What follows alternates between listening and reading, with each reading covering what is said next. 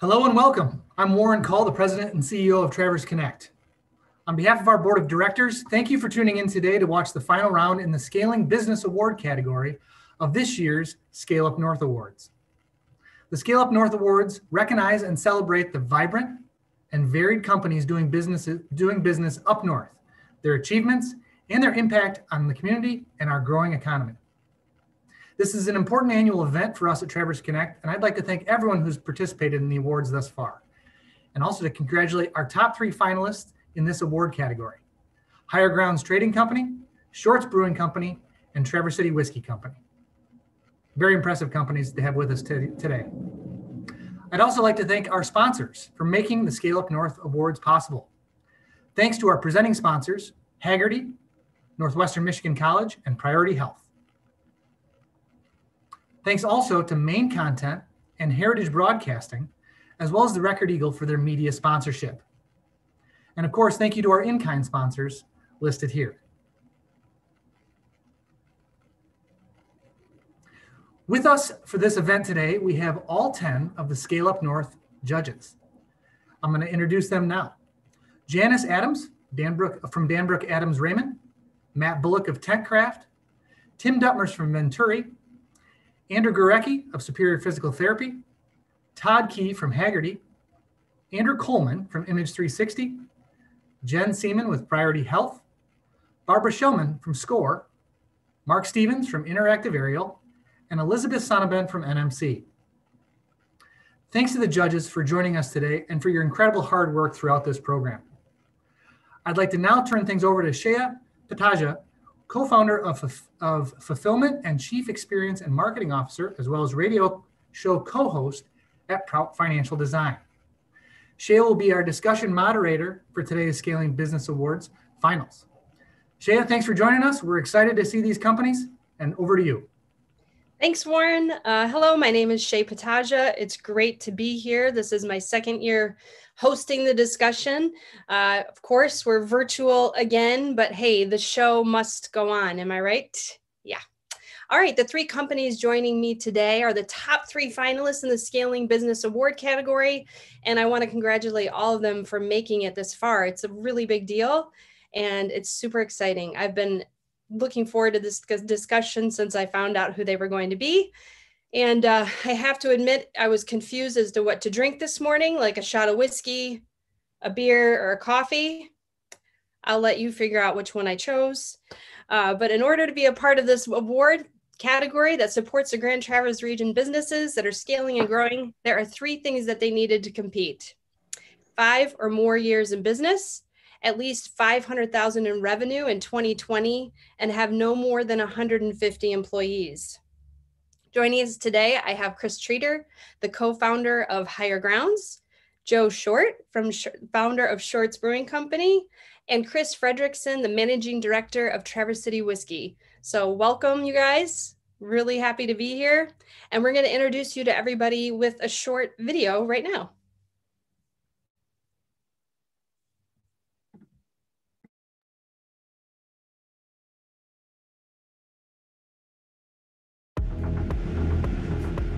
Higher Grounds Coffee Bar and Roastery at the Village of Grand Traverse Commons is a specialty organic coffee roasting company that directly sources above fair trade prices from growers around the world.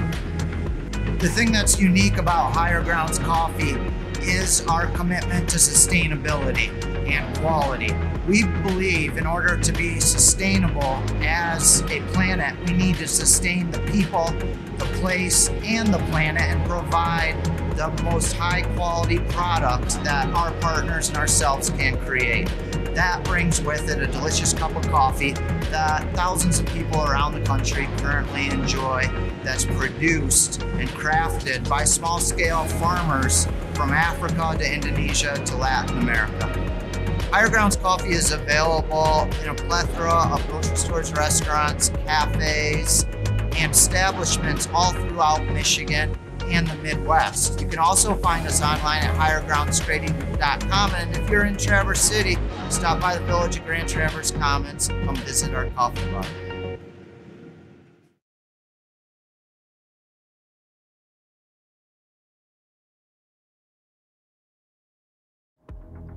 One thing that I am very proud of is the fact that I'm able to say that we have more women in leadership positions at Shorts than we do men.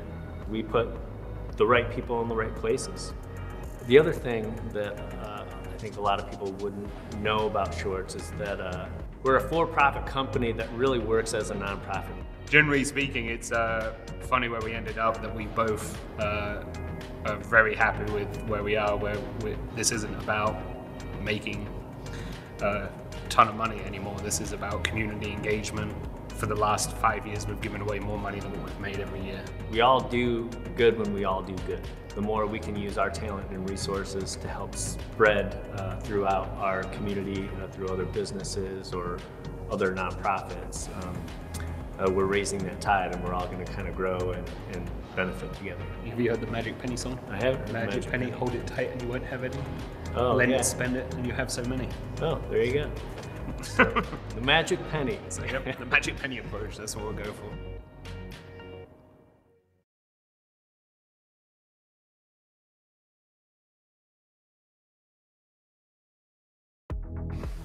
My partners and I founded Traverse City Whiskey back in 2012. We were in other professions at the time, and over a couple whiskeys one night, we birthed this idea called Traverse City Whiskey Company. Fast forward about a year, we initially hit the market with one expression, which is our straight bourbon. And from then on, we released a cherry whiskey, which is now our bestseller, along with a full portfolio that carries the Traverse City Whiskey name. Since then, we've continued growing our business and expanding our distribution footprint around the country. We're now selling in 26 states. So we're currently at our headquarters, our production facility, right outside of downtown Traverse City. We also have our tasting room and distillery downtown.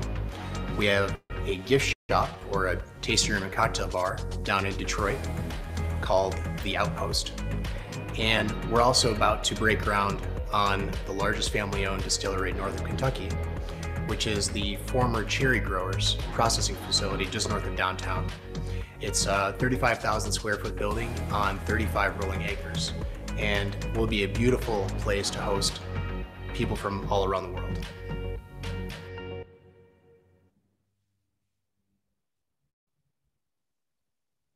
All right, that was awesome. Welcome back, everybody.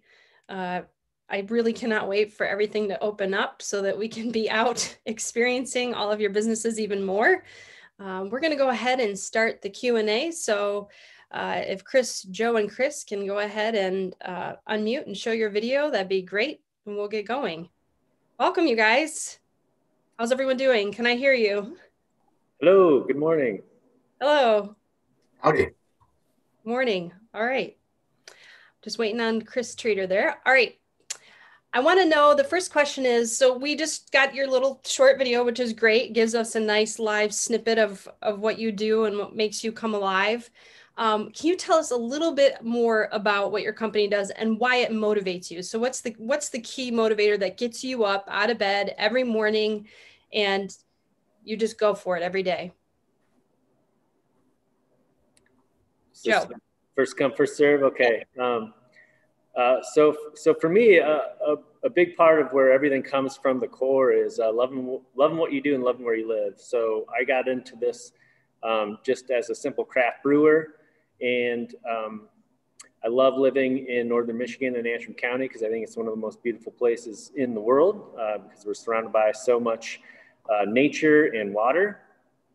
But I'm also an entrepreneur, and I love putting ideas into motion. And obviously one of those main things for us was brewing, but hospitality and experiences is a big part of what we do. Whether that's through food and beverage, or whether that's through, our interest in things around us like paddle antrim or tart trail involvement, or just making where we live a better place to live and work. So that's really what gets me up and motivated in the morning. I'm excited to get into work, and my job is unique because I can focus on a great many things. So recently I just restored a tandem bike to promote riding your bike to work and using trails. And tomorrow It could be something completely different. Going to Maple Bay to get my photograph taken for my community foundation profile, So me, it's just like whatever I can get my hands on to make where we live and work awesomer.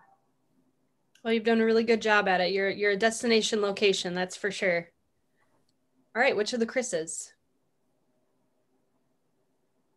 Yeah, I'll add same question, I assume. Yep. All right. Yeah. What gets me out of bed is the same thing that got me out of bed a decade ago, and it is to kind of echo what Joe said. It's this Traverse City Whiskey started as a passion project, and the focus on both the growing the business piece and creating stronger culture and creating is essential both to our growth, but is also it's a daily driver. The one thing that both myself and my business partners love doing is just creating and really leveraging both the brand Traverse City Whiskey, but also the name Traverse City, and showcasing that both throughout the state and country. Love it. Chris Treater. Yeah, for myself, I think the most important thing that gets me out of bed is just the notion of creating something that fosters a better community. And it doesn't need to always be a cup of coffee. The coffee for us is the vehicle through which we are able to build an ecosystem built around collaborations and partnerships that span across sectors, communities, socioeconomic levels, and borders. So things that motivate me are really the outcomes of those creations here in Traverse City. One of the things that we're really excited about is Common Grounds, a real estate development cooperative, the first type of cooperative that exists in Michigan as the means to create a better localized community entity here in Northern Michigan. So the act of working toward that goal is something that really motivates me a lot. And I think of Northern Michigan, I've been coming up to Northern Michigan my whole life until I moved up there and started Higher Grounds. And I think of it sort of like a Norman Rockwell painting, something that needs to be preserved, deepened, and accessible to all in an inclusive way, but it needs to retain its character in order to continue to drive and strive toward the greatness of a community that we're well known for now across the planet. Love it. And what I love is, like, I think besides music being something that unites every culture, food and drink and gathering together is another thing that makes community everywhere. And I love that you have all expanded beyond Traverse City, but are still bringing people back here. I just think that's really neat. If you could pick one thing that has attributed to your success so far, just one thing, what would that be? For me, definitely the people I work with, hands down. Yeah, I would agree with that. It's there are three things that help make a business strong, and key factors to success. And we believe those are timing, people, and capital. And the one thing that we've been blessed with, again, for the last decade, is just our executive team. The three of us were well-rounded enough to help incubate and create growth continuously. I agree. People are the one thing that drive the growth and the brand recognition for Higher Grounds. Starts and ends with our staff and continues on to our consumers and our producers, and without all of them really being advocates and educators for the growth of the company, the people actually instigating that growth, Higher Grounds wouldn't exist. In the next 5 years, how do you want to differentiate yourself from your competitors? How do we want to differentiate ourselves from our competitors? Even more. Yeah, so we certainly pride ourselves on being the pioneer of the Willy Wonka version of beer. I really, these past 17 years, we just try to do it better and more efficiently. And that goes to every aspect of our organization, from the hospitality, from the manufacturing to the consumer experience, and then eventually to the bottom line. You know, we've been under strenuous CapEx growth almost every year since we've opened, and really taming all of these things together that just makes elevating how making work more fun, making the products more exciting, and then making more mind-blowing experiences for the consumers. So that could be through recipe formulations, i.e. beer, cider, seltzer, or otherwise. And similarly, our approach to the hospitality side, whether it be a food item at the pub or a completely different experience, for example, like what we did this past winter by building a kegger campground to just do something different.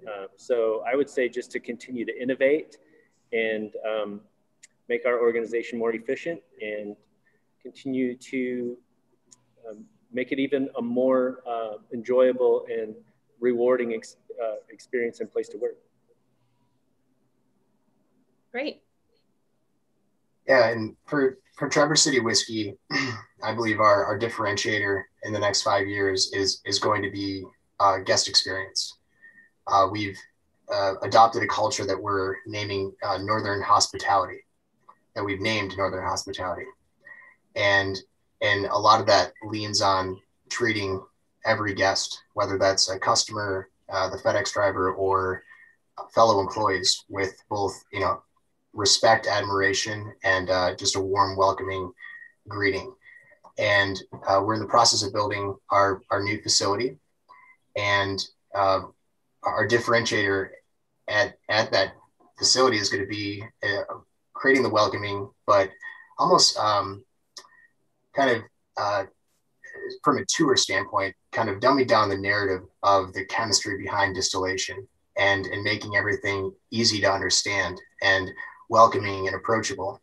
This is something that a lot of distilleries don't do throughout the world, and it's something that we're very eager to build on in-house. For Higher Grounds, it is the use of digital technology and fusing the arts into a strategy of communication, both for external communications and conventional marketing and sales component, but also internally with our customer base and our staff, in order to educate, but also inspire relative to the real authentic stories that are taking place every single day, from here in Traverse City to all the way across the world, where our partners are working daily and we're communicating with daily on the growth of the coffee. All right. Well, Chris, I'm going to start with you on this one. You were here last year, so I feel like I can pick on you a little bit. What's been your favorite failure?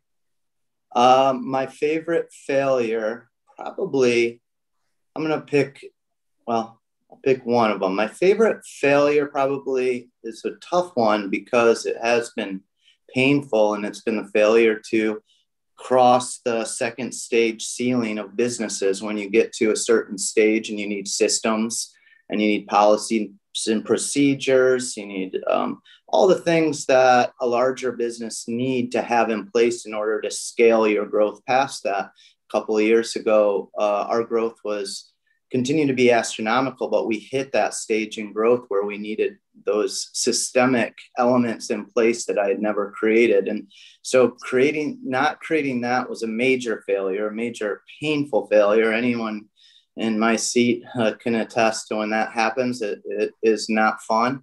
But the reason why it's a favorite failure is because I did not delegate, and I did not rise and raise up managers at that point. And at that point, the managers and staff as a general took ownership over a number of things in order to elevate the company in ways that I alone was not possible. And I say alone, it's because I had the wrong mindset, right? So that failure enabled me to have a mindset that was different, that was able to help Higher Ground succeed to levels that it never has and never would be able to as a result.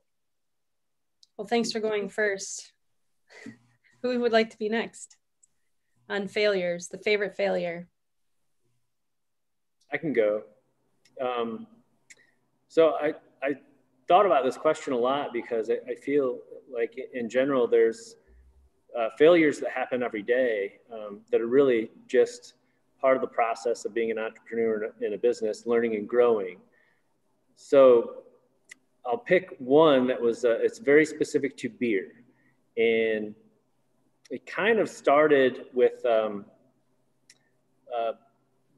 just an observation where I found myself buying 30 packs of Ham's beer on the regular.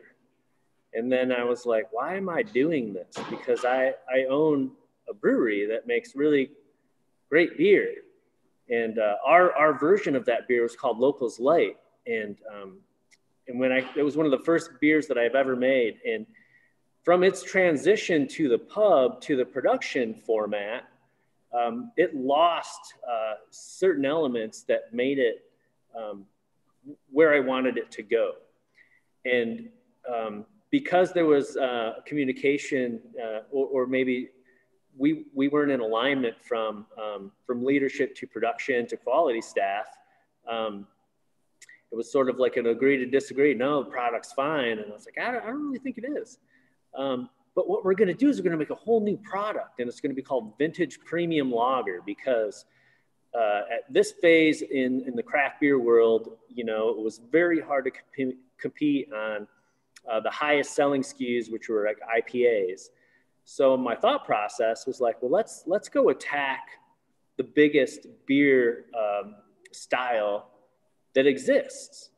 You know, the Bud, Miller, Coors of the world. But ours isn't good enough to attack that yet. So let's create this whole new brand called Vintage Premium Lager and market it to those people. Well, that product caught on, and then everyone on the team was like, wait, we have 2 light lagers. We need only one. We need to pick one. We have to go with Locals Light because that's the original one, and it's got all the branding and the history behind it. And so we decided to take a deep dive, evaluate the brewing process, which we discovered a lot about what wasn't great about that product. We cleaned it up and rebranded it, and now it's the best-selling beer that we make. So that's my story. I like it. I like it. Chris. Yeah, my favorite failure is very similar to Chris Treater. The last 3 years have been hyper growth years for us. And myself and my business partners have been scrambling and muscling and trying to operate and grow responsibly. And it hasn't been actually since we last chatted, we've begun hiring professional support to help our business scale responsibly. And we recently brought on our first financial controller. We just hired a national sales director. And when I say favorite failure, it is my favorite today because it's allowing us to feel a bit of relief from muscling growth in every direction. We kind of felt like we were growing with one arm tied behind our back. And now with this new support, we're feeling kind of the freedom of what a responsibly growing business should feel, so that we're not scrambling to do everything. And through these new additions to the team, which there are more to come this year, we're going to continue to develop systems to help organize a much more efficient and systematic operation, so that in the coming years, the growth continues. Right. So that's the tension, right, of every business owner and entrepreneur is like, what do you hold on to and what do you let go of? And then when you let go of it, when do you bring it back into your control and then let go of it again? So this leads me to my next question. And Chris Fredrickson, we'll start with you. What is the favorite thing about your team culture? My favorite thing about our team culture is our unity. Last year during the pandemic, we made a pact as a team. We were blessed with our alcohol license, our producing license that allowed us to produce hand sanitizer. And our team made a pact, and we said, you know, with this social distancing, and we're going to stay away from the general public with the stay-at-home orders. We said, you've got your work family and your family, and you're not going to cross those boundaries. And we kicked off some overtime, and everybody bound together as a team, because we knew we had an obligation to support the community that needed our help at the time. And this culturally, the unity, a lot of our employees could have taken a step back and said, we don't want to work, we don't feel safe. But because we had this opportunity to support not just our local community, but the community across the country, we bound together and stuck through it. And we didn't lose any employees during the pandemic. We actually hired, I think, close to 5 people, and that supported a really impressive contribution to the community. That's good to hear. Yeah, that's really good to hear. And brilliant idea with the hand sanitizer. I'll tell you that. It's everywhere. For those who can't drink whiskey, they're still washing their hands. So that's good. Chris Treater, what about you? I would say compassion, especially during the last year when all of a sudden everything's turned upside down. We have to have COVID policies in place. There's major changes to our supply chain as well as our revenue sources that we had to pivot extremely quickly. And what I found was our culture and our staffing really led the way as a whole for all of us individually to sort of take a step back and make sure we're caring for each other as we're implementing policies or determining what to do because somebody has symptoms of COVID, so they have to go in isolation, or someone's kids are sick. Everybody band together, and it's really amazing to look back because what an intense time for all workplaces around the world. I mean, last year at this time, I don't know if there would be another more intense time in the global workplace. And to think back that I can't really think of any internal arguments that were taking place or that took place during that time, but rather teams working together, finding the right way to do it, and then following through with decisions, even when they're difficult and impact all of us in order to succeed as a collective. And I'll never forget that about the last year. It's amazing. So. I love that. So we have unity, compassion. What about you, Joe? Oh man, this is a tricky one because it's there's so much about our company culture that I love. I alluded to it earlier on, but being a part of being in a role that you enjoy and living in a place where you want to live is super important for us. And we really embrace that. And we really encourage that. I think also we take a lot of pride in being able to provide a sense of security, I think, for a lot of our teams. So considering what we've all gone through in the last year and a half, we've really dug deep to make sure that people are getting the hours that they need to have, getting the breaks and the relief that they have.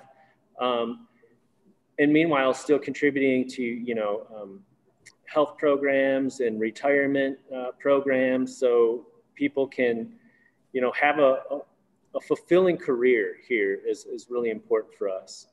And the other thing that I really enjoy or have before COVID happened was celebrating. We have a team celebration or a company party every year where we would shut the pub down and we would be able to enjoy that ourselves, like something that we could reflect on and be proud of and be like, this is ours. This is what we work in and out of every day. And being able to integrate both, all the teams. So the people that are in sales that aren't home based in Antrim County, the people that are working hospitality, front of the back of the house, the people that are working production, filling bottles, cans, and kegs, or cleaning tanks, and getting all these people in the same room and to talk about, their life as an employee and a coworker at Shorts, and really, using that word unified, to become unified and be like, we're all on the same team. We all have different roles. They're all demanding in various different ways. And lastly, I'm very excited that we've brought back the health and wellness component, which is a program that will twice a year will give out $125 for an employee who wants to, take a dive into a more healthier world. And so our opinion is that people that focus on health and wellness are more productive and more outgoing. And so if you want a pair of skis or running shoes or a yoga program, we're going to give you some money to do that because your health and wellness is important. And then collectively, we just come more powerful and more able to produce higher achievements. So that's lot going on there, but I think that we can still do more too. So we're going to continue to do better. And I think that's an important part of our culture too. It's like, what else can we continue to improve? All right. Well, the flip side of that coin is that employees leave, and they have reasons for that. And usually there's an exit interview of some sort. Can you share with us any time you've had an employee leave, you've done an exit interview, and they've given you valuable feedback on where you're falling short as a company and how you're caring for your employees, or maybe the vision? Did they give you any helpful feedback? This is a tough one. I'm sorry. Yeah, for us, and it's been a while since I've been in an exit interview because we have such a great HR team. But the one consistent feedback that never goes away, and it probably won't, because communication is the cause and the solution to all of our problems. And that's something that we talk about a lot. But there's things that, don't get brought to leadership, that maybe that particular individual was worried about a reprimand, or didn't feel like the feedback was going to be that productive. But we really stress, communication on both sides, from leadership and, from entry-level workers. And we all have to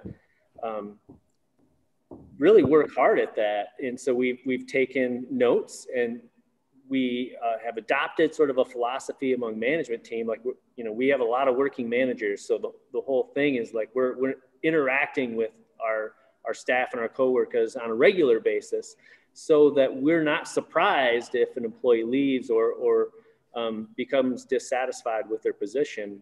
We're actually probably aware and constantly work on modifications. And that's great, because when leadership meets, then we have these discussions about like what working managers are seeing, and then we can address them accordingly. So communication for us, and sometimes it's just job dissatisfaction. Like, I'm not going to lie.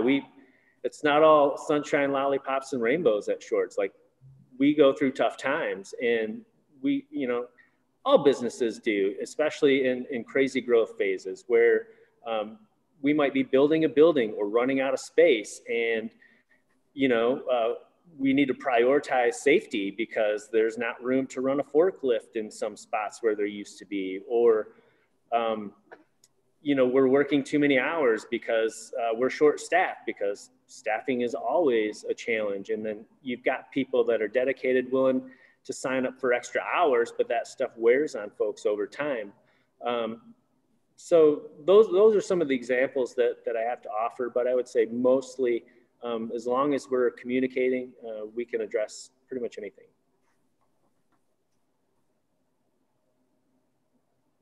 Who's next? Chris I can go. Yeah, I can go. Communication is key. I'll go with another equally important one for Higher Grounds, which is what I referenced earlier. It's delegating, elevating, and paving the way for employee to take on something that they previously didn't have ownership over and that needs to scale with the company. So that could be a department or a project or a new product line, and making sure that we're walking with the employee and ensuring that they don't hit barriers to success.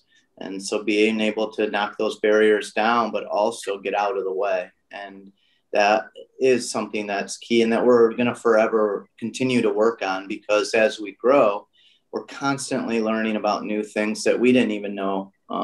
Leadership has a very, no matter what, if you're growing, leadership's having a difficult time learning because it's something new every day. And that's something that excites me as an entrepreneur, but it also needs to translate into an orientation education and a delegation to ensure that expertise is grown way beyond any of the founder or the leadership team. And that will be and is success for Higher Grounds at all times when that happens. Good. Yeah. So under the Traverse City Whiskey roof, communication has also been a challenge. We have about 5 different divisions of the company, and they don't all talk. This has encouraged us to really create this transparent vision and talk about the future on a daily basis. And one thing that's been a challenge, especially with last year, we were about to break ground on our new facility and had kind of created a team of people that were excited to grow with the company with our new distilling campus, and expectations fell short. The pandemic happened and things slowed way down. And so there were a lot of people that were taking on leadership roles at that time that just weren't able to execute on them because of factors outside of our control. In addition to that, because we have these 5 channels of business, in a perfect world scenario, it would be a harmony where everybody would talk and communicate and understand what the plan is and what the vision is for the future. And it's been a very challenging thing for us to communicate actively on a daily basis, but then also add context to why we're doing what we're doing. And as a leader within the organization, any employee will expect a leader to have the answers and explain this is exactly what's going on. But a lot of the time, especially in hyper growth mode, there's challenges answering questions on the fly and having all the right answers. And, this has definitely helped create some humility and more of a humble vibe on the leadership end, saying, listen, we're doing the best we can. But in terms of, identifying the perfect career path for any employee and really, creating an environment where our team is heard, not just during an annual review, but almost on a daily basis. And that's kind of been some of the feedback that we've heard as some employees have exited over the past 5 years, but it really has allowed us to adapt and grow and create more of an open door policy with our leadership team. That's great. Well, I think Chris, too, you summed it up great when you said if you're growing, if leadership is growing, they're struggling. So, and it's been a tough year. So yeah, it always goes back to communication, right? So we only have a little bit of time here, only 5 minutes. So if you can give me your 2-minute answer on what local resources have helped your business grow significantly. All right, I'll go because time is tight here. Thought a lot about this one as well. Water, really important for us. One of the reasons why we live and work where we do.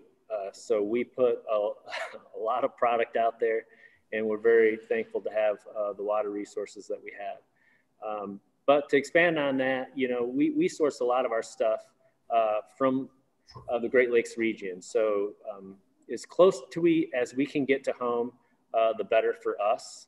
But I also think it's important to mention things like Glacial Hills, which is a trail development that was put together about 10, 12 years ago with various community partners. And I can't express how important these types of projects are. And that's why one of the reasons why I'm so heavily attracted to community development work is because I see how important it is, not only just as a resident and a person working and living in that area, but how much attraction it brings to the area and how that helps fuel growth.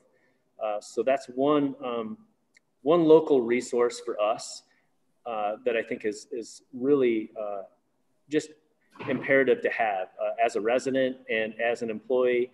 I'm excited to see all the bikes and walkers and hikers that litter the parking areas around the village of Bel Air. I think it's been great for our community, and it's also helped create new businesses. We have 0 empty storefronts in downtown Bel Air, and that's something that we take a lot of pride in. So I would say collaborative municipal projects that add and enhance working in residential life in Andrew County.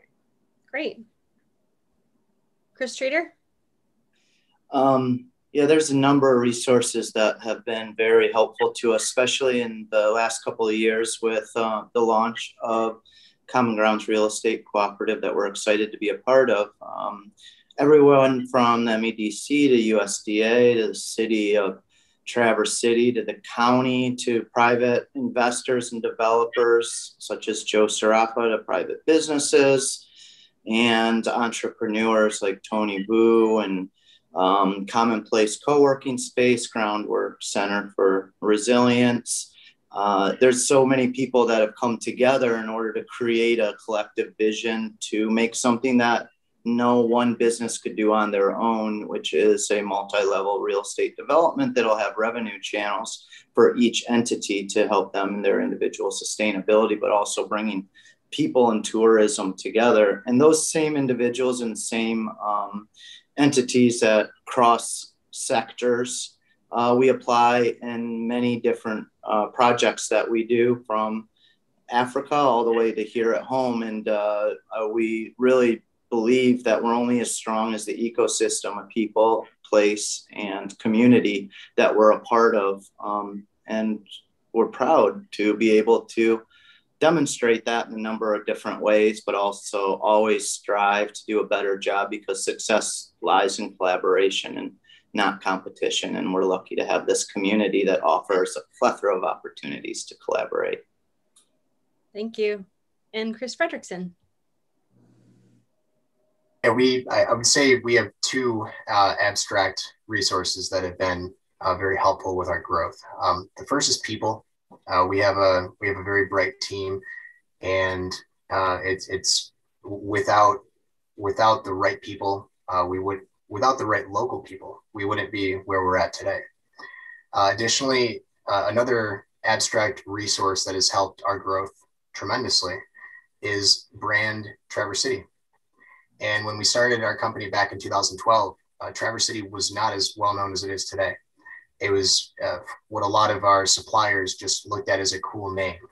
It is a cool name, but beyond that, it's a culture that we built our business around. And it's been a very symbiotic relationship with brand Traverse City and Traverse City Whiskey. Now, Traverse City kind of gaining global visibility as a go-to destination. It's enhanced the brand, and we feel a sense of responsibility to that because brand Traverse City is on every bottle across all of our distribution network. And in that sense of responsibility, it goes both ways. And brand Traverse City has, I think, helped fuel and helped us scale a lot as a business. All right. Well, thank you, everyone. I have 3 more questions, and honestly, this is my favorite thing to do, so I could keep going. But at this point, I'm going to turn it over to the judges, and I wish you the best of luck. Thank you. Thank you.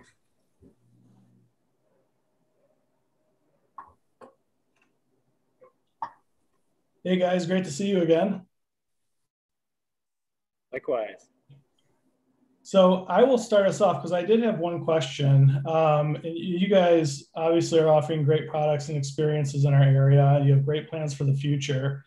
What do you each see as maybe your biggest potential blocker? What keeps you up at night when you think about achieving your future plans?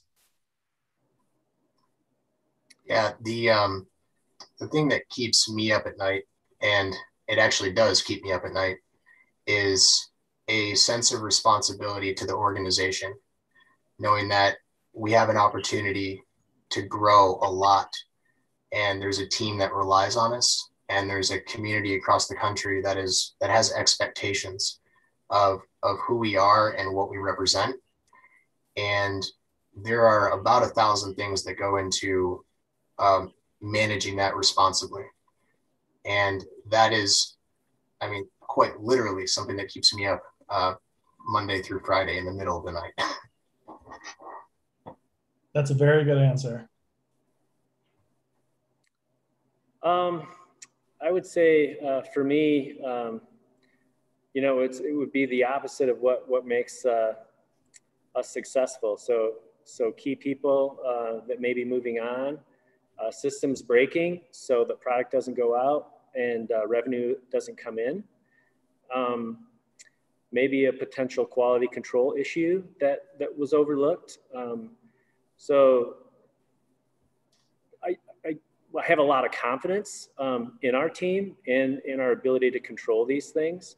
It's the other things that we can't control that worry me. So whether or not, you know, some weird tax legislation comes through that will impact our bottom line, or raw materials going up, or a global pandemic, you know, things that we can't control are what make me nervous. But, you know, we spend a lot of time and energy putting systems and people in place to mitigate as much risk as we possibly can. And really, what keeps a lot of us folks in leadership at attention is the fact that we need to maintain and be diligent about systems and constantly improving processes, quality, and getting feedback from our team members to make sure that, you know, we're not missing stuff. And, you know, that's just perpetual. That's stuff that you got to do every day, you know, all year in perpetuity. So that's my answer. Thanks, Joe. And Chris, how about you? Yeah, for myself, you know, it's really three things. It comes down to timing, the resources to allocate, and the human resources to put onto a project as you're scaling and growing, and prioritizing which project might require the time and resources to be able to do so. And we have an amazing staff, and as we grow, we're bringing on new people and training existing staff on how to do new things, especially we're in the midst of the largest industrial, fastest moving industrial revolution in the history of humanity. So digital revolution is happening right before our eyes, and that always is requiring us to learn and adapt. And what keeps me up at night is doing the best job possible to provide the resources along a timeline necessary for our staff to grow and help the company grow, because change is a huge, difficult thing, and nothing makes me more stressed out than knowing that change might lead to my own, or more importantly, my staff's discomfort due to my lack of communication, or setting up something within the organization that's systemic to support that change and maximize staff fulfillment and manifesting their own destiny to help us create impact. So, hi, this is Barbara. I had a question for each of you. We'll start with Chris Treater, because this is you've been through this a second time, so we'll let the others give a thought to this. But what have you and your team learned by going through the process here of applying for this award, and has gotten as far as you each have with your companies? What have you and your team learned from this? I think for ourselves, it's really how to boil down what it is and why we do it concisely to communicate to a panel of judges in order to compete. And that might seem like a fairly basic thing, but in reality, especially as a company grows and more people are on the team and making decisions, the unity and understanding of what is taking place in a company at the very basic boiled down level is crucial. And so that has helped us a lot starting last year when we were in the awards, to not only be able to see what staff believed is the answers to that what and why thing, but also all of us recognize that how aligned we are with that, so that then it could develop within the culture and the community of Higher Grounds in order to do more and more things that are directly related to our bottom line and our purpose as a company to create impact. That's great. Thank you. Under the TC Whiskey roof, this is my first year knowing and understanding what this program is built for, and what it's done to us, both with myself and my business partners, is it's challenged us to think through this concept of scaling up. And we're so focused on a hustle on a daily basis that sometimes the next 5 or 10 years get missed. It's not missed, but overlooked. This is where we're going. And it's, for years we've been treading water, carrying bricks. And this is really, it's challenged us to look forward and say, we know what next year is going to look like. We know what 2 years from now is roughly going to look like, but what is 5 or 10 years going to look like? And what do we want? And it's challenged us to talk about our systems. It's our technology, our equipment, how we're doing things, and taking the time to make daily micro improvements culturally, from a production standpoint, and in terms of enhancing guest experience. And we know that all these things are vital to responsibly scaling up. This process for me has been a great reminder of kind of where we started and where we ended up. It puts a lot of things in perspective for me personally, because this is a very personal adventure for me. It's all encompassing, it captures like every sense of like who I am and what I hoped I could do in the world. And it's a reminder that, we should never not be fearless. We should never not be tenacious.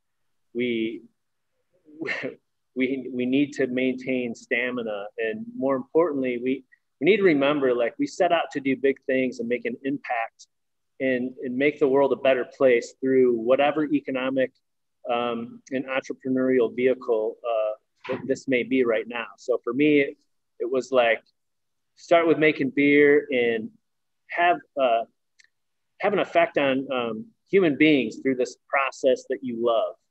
And now, 17 years later, it's like, what else can we do? How can we have a greater impact by doing stuff that we enjoy? And how can we bring people together to collectively produce even more greater results?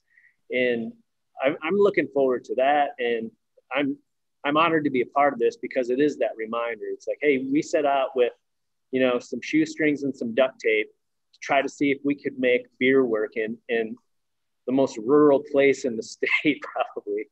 And look at the impact that we've created. Look at the team that we've built. Look at the community that we've built. So let's keep the rings of that tree growing. And wow, I just learned something about myself. I got to keep doing that. And that's my role now. My role keeps evolving too. And I gotta put that pressure on our team and our leadership as to not lose focus and to not be scared of stuff. So this has been a powerful experience for me, and I'm happy to have been a part of it. Thank you. Hey, this is Janice, and I have a kind of unusual question, but it seems to make sense given that you're all in the beverage industry, albeit different types of beverages. What my question is,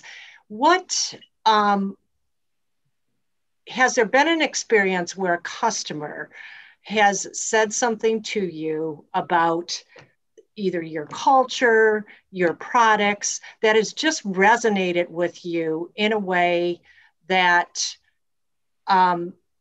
makes you know that you are succeeding in what your business design has been. And I'd like to start with you, Chris Fredrickson. There have been many instances where that is the case. There was hundreds last year with the support of hand sanitizer.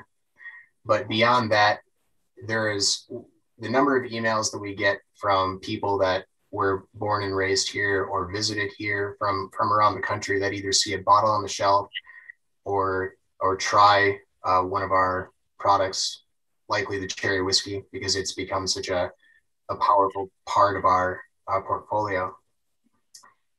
These emails that we get, we print off and we share with our team at our daily tailgate. And it helps reinforce not just why I get out of bed in the morning, but why they get out of bed in the morning. And everybody has a hand in the process, whether it's the person harvesting the barrel, blending a batch, bottling, or distilling. And these notes help keep us motivated and excited to come to work every day. Chris Treater.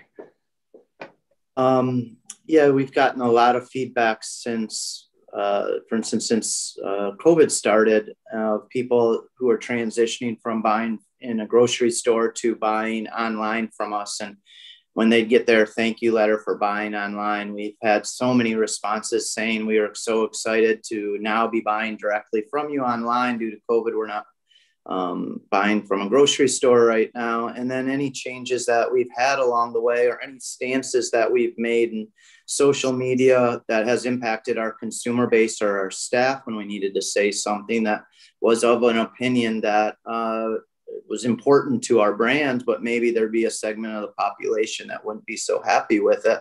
The reinforcement of people saying, I might not believe with what you just said, but I believe in you stating what you just believe outwardly and clearly to everybody. And for that, I support you.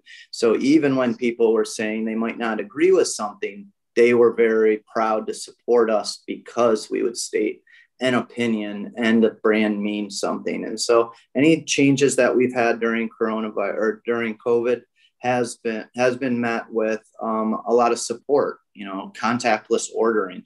Nobody could come into Higher Grounds for a long time. There are a fair amount of people that weren't okay with that, but the number of people that were okay with that and the reality that keeping a separation between the consumer and our staff in order to help our community overcome a pandemic was the important driver. And to see people recognize that and celebrate our brand and others that do that was very important.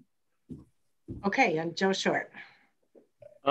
It's always a great confidence booster when people tell you how much they love your products. This food is so great and your staff's amazing. But I think one of the things that resonates with me the most, some comments that I've gotten is that it looks like you guys have a lot of fun. And when I think about that, it kind of goes deep because, part of our taglines as an organization is life is short, drink it while you're here. So for me, I translate them to like, you get this much life. So what are you doing with it? What's your legacy? Are you enjoying it? Are you having fun? Are you spending time and energy enjoying products that enhance your time here? And so I think that's important for us. And I hope that we're having a lot more fun than we are now. Granted, there's got to be a little ebb and flow, but that's one of the things that resonates with me the most. Have fun. Life is short. Drink it while you're here. Thank you so much.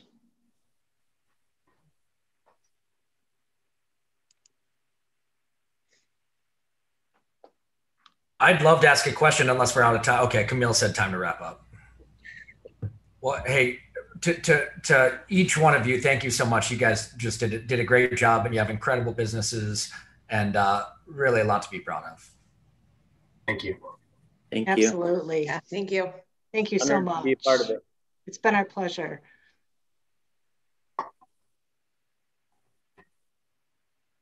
Well, thank you, everyone, and thank you, Shea, for hosting us today. Thanks to Chris Treater, Joe Short, and Chris Fredrickson for representing the top 3 finalists in this year's Hagerty Scaling Business Award category. I know it would be great to keep going with questions. These are great, impressive companies. Thanks also for our audience on YouTube for watching. Our judges are now going to meet to deliberate and discuss the winners of this year's awards. Obviously, they have some very difficult decisions to make with these great companies participating this year. I'd also like to encourage everyone to tune in tomorrow for the winners announcement. It's going to be live on Traverse Connect's YouTube page at 11 a.m. tomorrow. So that's all for us for right now. Thanks again for watching, and we will see you.